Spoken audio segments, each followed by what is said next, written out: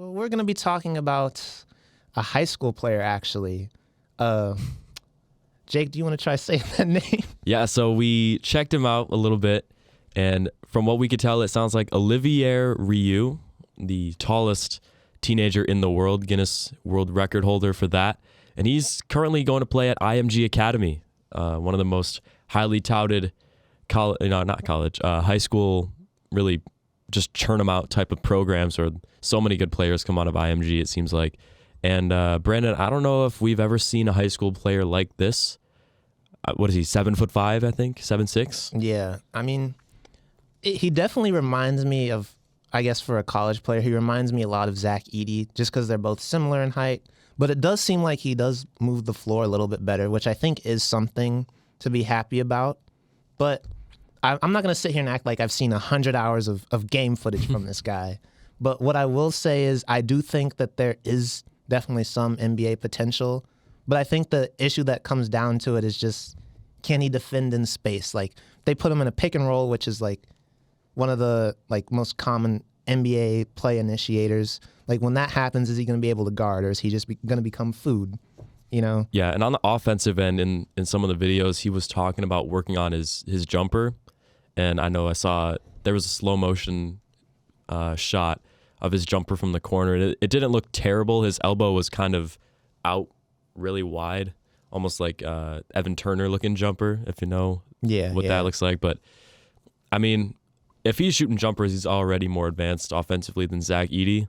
And I remember in the comment section, it was just like Purdue bound, because they seem to always get those just behemoths inside.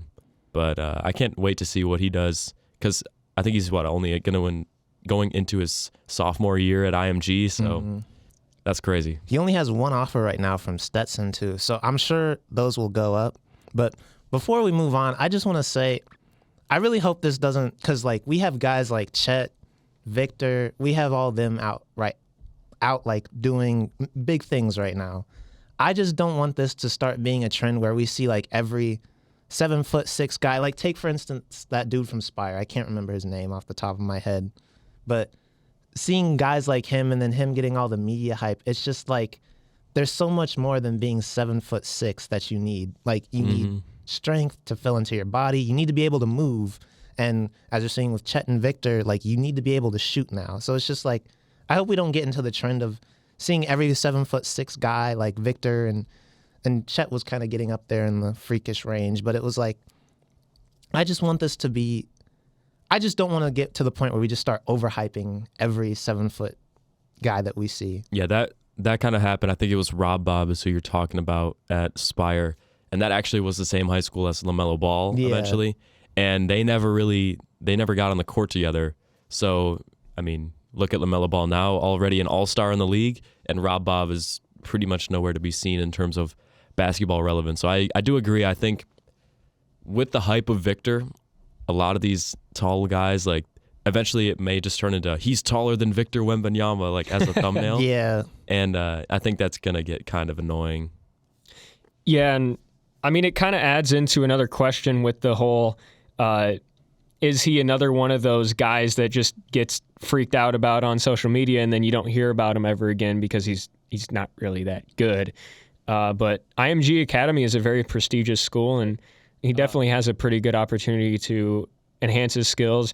But you do have to ask the question, is he another one of those guys? Yeah.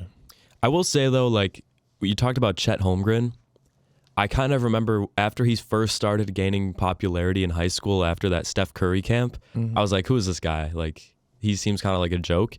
But then he, like, committed his whole life to basketball, and now look at him. He's a number 2 pick in the NBA draft, and I was out here last year saying he should have been the number 1 pick in the draft. So I don't think it's that crazy to have these big kids who are so young already in high school to just write them off that early. I think he has a chance. Yeah. You can go. And one last thing, which I was actually going to ask you, Branden, unless it loses your train of thought, about you were talking about his movement a little bit at the starting.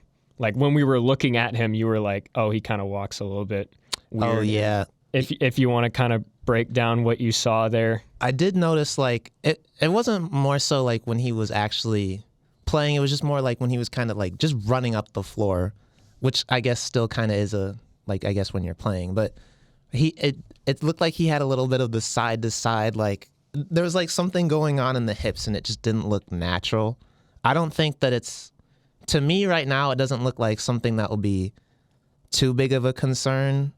But I mean, like if you're trying to go to the NBA, then that's going to be like, okay. But like if he works on his mobility and he's able to run up the floor and like be a guy who can play finish, then I think it's not going to matter. I think he does have more potential than most 7-footers that we usually see. So I think there's I don't want to put a limit on how far he's going to go.